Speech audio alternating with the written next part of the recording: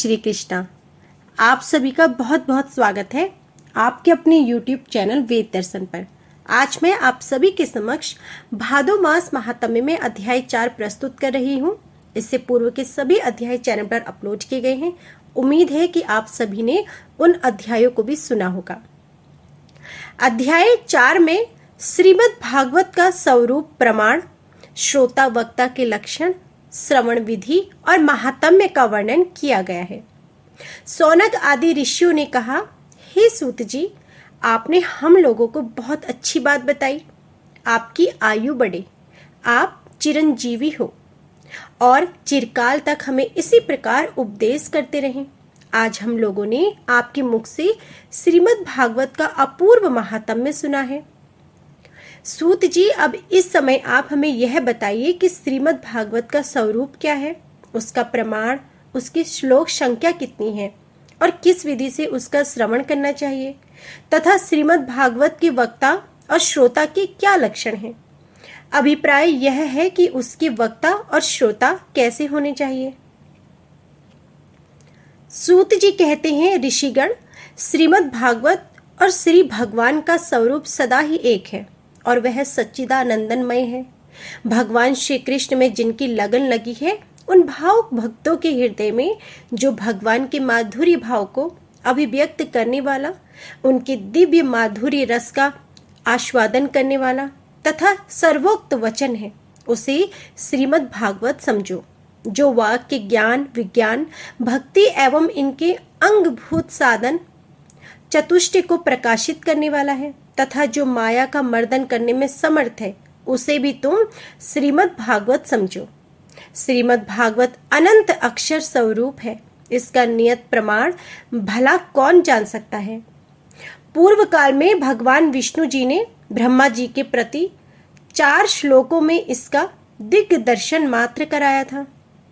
विप्रगण इस भागवत की अपार गहराई में डुबकी लगाकर इसमें से अपनी अभीष्ट वस्तु को प्राप्त करने में केवल ब्रह्मा, विष्णु और शिव आदि ही समर्थ हैं, दूसरे कोई नहीं। परंतु जिनकी बुद्धि आदि परिवर्तियां परिमित हैं, ऐसे मनुष्यों का हित साधन करने के लिए श्री व्यास जी ने परीक्षित और शुकदेव जी के संवाद के रूप में जिसका गान किया है, उसी का नाम श्रीमद् भागवत है। उस ग्रंथ की श्लोक संख्या 18,000 है। इस भवसागर में जो प्राणी कली रूपी ग्रह से ग्रस्त हो रहे हैं, उनके लिए यह श्रीमद् भागवत ही सर्वोत्तम सहारा है। अब भगवान श्री कृष्ण की कथा का आश्रय लेने वाले श्रोताओं का वर्णन करते हैं। देखिए, श्रोता 2 प्रकार के माने गए हैं, प्रवर यानी उत्तम तथा अवर यानी अधम। प्रवर श्रोताओं की चातक, हंस, सुक और मीन आदि कई भेद हैं और अवर की व्रक, भूरुंड, वृष और उष्ट्र आदि अनेकों भेद बतलाए गए हैं। इन्हें चातक कहते हैं। पपीहे हो, वह जैसे बादलों से बरसते हुए जल में ही स्पृहा रखता हो, दूसरे जल को छूता ही नहीं, उसी प्रकार जो श्रोता सब कुछ छोड़कर केवल श्री कृष्ण संबंधी शास्त्रों के श्रवण का व्रत ले लेता है, वह चातक कहा गया है। जैसे हंस दूध के साथ मिलकर एक हुए जल से निर्मल दूध ग्रहण कर लेता है और पानी को छोड़ देता है, उसी प्रकार जो श्रोता अनेकों शास्त्रों का श्रवण कर उनमें से सार भाग अलग करके ग्रहण करता है, उसे हंस कहते हैं। जिस प्रकार भली भांति पढ़ाया हुआ तोता अपनी मधुर वाणी से शिक्षक को तथा पास आने वाले दूसरे लोगों को भी प्रसन्न करता है, उसी प्रकार जो श्रोता कथावाचक व्यास के मुंह से उपदेश सुनकर उसे सुंदर और परिमित वाणी में पुनः सुना देता है और व्यास एवं अन्यायी श्रोताओं को अत्यंत आनंदित करता है, वह सुख कहलाता है। जैसे क्षीर सागर में मछली मौन रहकर अपलक आंखों से देखती है तथा सदा दुग्ध पान करती हुई रहती है, उसी प्रकार से जो कथा सुनते समय निर्निमेष नयनों से देखता हुआ मुंह से कभी एक शब्द भी नहीं निकालता, वह प्रेमी श्रोता मीन कहा गया है। ये प्रवर अर्थात उत्तम श्रोताओं के भेद हैं। अब अवर यानी अधम श्रोता बताए जाते हैं। व्रक कहते हैं भेड़िए को, जैसे भेड़िया वन के भीतर वेणु की मीठी आवाज सुनने में लगे हुए मृगों को डराने वाली भयानक गर्जना करता है, वैसे ही जो मूर्ख कथा श्रवण के समय रसिक श्रोताओं को उद्विग्न करता हुआ बीच बीच में जोर जोर से बोल उठता है, वह व्रक कहलाता है। हिमालय के शिखर पर एक भ्रूण जाति का पक्षी होता है। वह किसी के शिक्षाप्रद वाक्य सुनकर वैसा हो बोला करता है, किंतु स्वयं उससे लाभ नहीं उठाता। इसी प्रकार जो उपदेश की बात सुनकर उसे दूसरों को तो सिखाए पर स्वयं आचरण में न लाए, ऐसे श्रोता को भुरुंड कहते हैं। वृष कहते हैं बैल को। उसके सामने मीठे मीठे अंगूर हो या कड़वी खली, दोनों को वह एक सा ही मानकर खाता है। उसी प्रकार जो सुनी हुई सभी बातें ग्रहण करता है, पर सार और असार वस्तु का विचार करने में उसकी बुद्धि अंधी असमर्थ होती है, ऐसे श्रोता वृष कहलाता है। जिस प्रकार ऊंट माधुर्य गुण से युक्त आम को भी छोड़कर केवल नीम की पत्ती चबाता है, उसी प्रकार जो भगवान की मधुर कथा को छोड़कर उसके विपरीत संसारी बातों में रमा रहता है, उसे ऊंट कहते हैं। ये कुछ थोड़े से भेद यहाँ बताए गए हैं। इनके अतिरिक्त भी प्रवर अवर दोनों प्रकार के श्रोताओं के भ्रमर और गदहा आदि बहुत से भेद हैं। इन सब भेदों को उन श्रोताओं के स्वाभाविक आचार व्यवहारों से परखना चाहिए, जो वक्ता के सामने उन्हें विधिवत प्रणाम करके बैठे और अन्य संसारी बातों को छोड़कर केवल श्रीमद् भगवान की लीला कथाओं को सुनते हैं।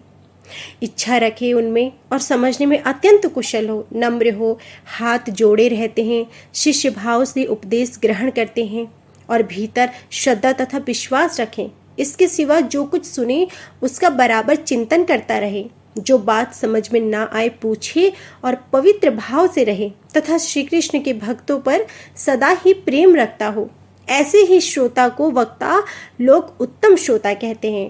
अब वक्ता के लक्षण बतलाते हैं। जिनका मन सदा भगवान में लगा हो, जिसे किसी भी वस्तु की अपेक्षा ना हो, जो सबका सुधय और दीनों पर दया करने वाला हो तथा अनेकों युक्तियों से तत्व का बोध करा देने में चतुर हो, उसी वक्ता का मुनि लोग भी सम्मान करते हैं। विप्रगण अपने भारतवर्ष की भूमि पर श्रीमद् भागवत कथा का सेवन करने के लिए जो आवश्यक विधि है उन्हें बतलाता हूँ, आप उन्हें सुनो। इस विधि के पालन से श्रोता की सुख परंपरा का विस्तार होता है, जिसमें यज्ञ की भांति तैयारी की गई हो, बहुत सी पूजा सामग्रियों के कारण जो अत्यंत शोभायमान संपन्न दिखाई दे रहा हो और बड़े ही परिश्रम से बहुत उतावली के साथ 7 दिनों में ही जिसकी समाप्ति की जाए, वह प्रसन्नता पूर्वक किया हुआ श्रीमद् भागवत का सेवन राजस है। 1 या 2 महीने में धीरे धीरे कथा के रस का आस्वादन करते हुए बिना परिश्रम के जो श्रवण करता हो, वह पूर्ण आनंद को बढ़ाने वाला सात्विक सेवन कहलाता है। तामस सेवन वह है जो कभी भूल से छोड़ दिया जाए और याद आने पर फिर से आरंभ कर दिया जाए। इस प्रकार 1 वर्ष तक आलस्य और अश्रद्धा के साथ चलाया जाए। यह तामस सेवन भी न करने की अपेक्षा अच्छा और सुख देने वाला है। जब वर्ष, महीना और दिनों के नियम का आग्रह छोड़कर सदा ही प्रेम और भक्ति के साथ श्रवण किया जाए, तब वह सेवन निर्गुण माना गया है। राजा परीक्षित और सुखदेव के संवाद में भी जो भागवत का सेवन हुआ था, वह निर्गुण ही बताया गया है। उसमें जो 7 दिनों की बात आती है, वह राजा की आयु के बचे हुए दिनों की संख्या के अनुसार है।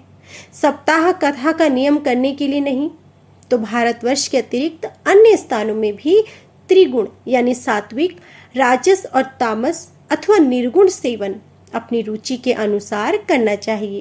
तात्पर्य यह है कि जिस प्रकार से भी हो सके श्रीमद् भागवत का सेवन, उसका श्रवण करना ही चाहिए। जो केवल श्री कृष्ण की लीलाओं के ही श्रवण, कीर्तन एवं रसावादन के लिए ललायित रहते हो और मोक्ष की भी इच्छा नहीं रखते, उनका तो श्रीमद् भागवत ही धन है। तथा जो संसार के दुखों से घबराकर अपनी मुक्ति चाहते हैं, उनके लिए भी यह भवरोग की औषधि है। अतः कली काल में इसका प्रयत्न पूर्वक सेवन करना चाहिए।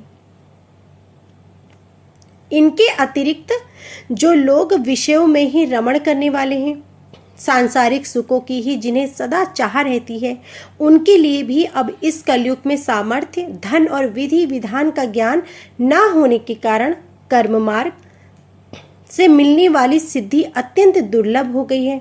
ऐसी दशा में उन्हें भी सब प्रकार से अब इस भागवत कथा का ही सेवन करना चाहिए।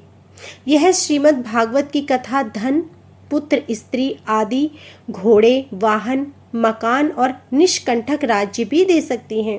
सकाम भाव से भागवत का सहारा लेने वाले मनुष्य इस संसार में मनोवांछित उत्तम भोगों को भोगकर अंत में श्रीमद् भागवत के ही संग से श्री हरि के परम धाम को प्राप्त हो जाते हैं।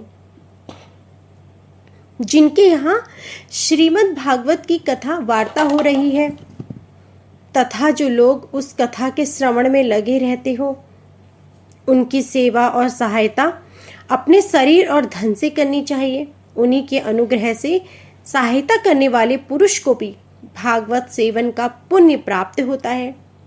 कामना दो वस्तुओं की होती है, श्री कृष्ण और धन की। उसकी धन संज्ञा है। श्री कृष्ण के सिवा जो कुछ चाहा जाए यह सब धन के अतिरिक्त है। श्रोता और वक्ता भी दो प्रकार के माने गए हैं, एक श्री कृष्ण को चाहने वाली और दूसरे धन को। जैसा वक्ता वैसा ही श्रोता भी हो तो वहां कथा में रस मिलता है, अतः सुख की भी वृद्धि होती है। यदि दोनों विपरीत विचार के हो तो रसाभास हो जाता है, अतः फल की हानि होती है। किंतु जो श्री कृष्ण को चाहने वाले वक्ता हो, श्रोता है, उन्हें विलंब होने पर भी सिद्धि अवश्य मिलती है। पर धनार्थी को तो तभी सिद्धि मिलती है जब उनकी अनुष्ठान का विधि विधान पूरा उतार दिया जाए। श्री कृष्ण की चाह रखने वाला सर्वथा गुणहीन हो तथा उसकी विधि में कुछ भी कमी ना रह जाए, तो यदि उसके हृदय में प्रेम है तो वही उसके लिए सर्वोत्तम विधि है। प्रतिदिन प्रातः काल स्नान करके अपना नित्य कर्म पूरा कर लें, फिर भगवान का चरणामृत पीकर पूजा के समान श्रीमद् भागवत की पुस्तक और गुरुदेव का पूजन करें। इसके पश्चात अत्यंत प्रसन्नता पूर्वक श्रीमद् भागवत की कथा स्वयं कहे अथवा सुने। दूध या खीर का मौन भोजन करें। नित्य ब्रह्मचर्य का पालन और भूमि पर शयन करें। क्रोध और लोभ आदि को त्याग दें। प्रतिदिन कथा के अंत में कीर्तन करें और कथा समाप्ति के दिन रात्रि में जागरण करें। समाप्ति होने पर ब्राह्मणों को भोजन कराकर उन्हें दक्षिणा से संतुष्ट करें। कथावाचक गुरु को वस्त्र, आभूषण आदि गौ भी अर्पण करें। इस प्रकार विधि विधान पूर्ण होने पर मनुष्य को स्त्री, घर, पुत्र, राज्य और धन आदि जो भी अभिष्ट होता है वह सब मनोवांछित फल प्राप्त होता है। परंतु सकाम भाव बहुत बड़ी विडंबना है, वह श्रीमद् भागवत की कथा में शोभा नहीं देता। श्री सुखदेव जी के मुख से कहा हुआ यह श्रीमद् भागवत शास्त्र तो कलयुग में साक्षात श्री कृष्ण की प्राप्ति कराने वाला और नित्य प्रेम आनंद रूप फल प्रदान करने वाला है। तो यह थी हमारी संपूर्ण आज की अध्याय।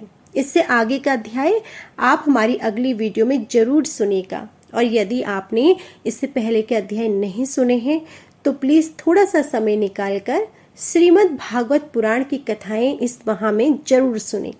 और यदि आपको हमारा अध्याय पसंद आया हो तो प्लीज़ वीडियो को लाइक ज़रूर कीजिएगा। चैनल पर नए हैं तो चैनल को सब्सक्राइब करके बेल आइकन दबाएं, जिससे कि आपको हर दिन सुबह के समय और नियम से श्रीमद् भागवतम पुराण की कथाएं सुनने को मिल सके। जय श्री कृष्णा।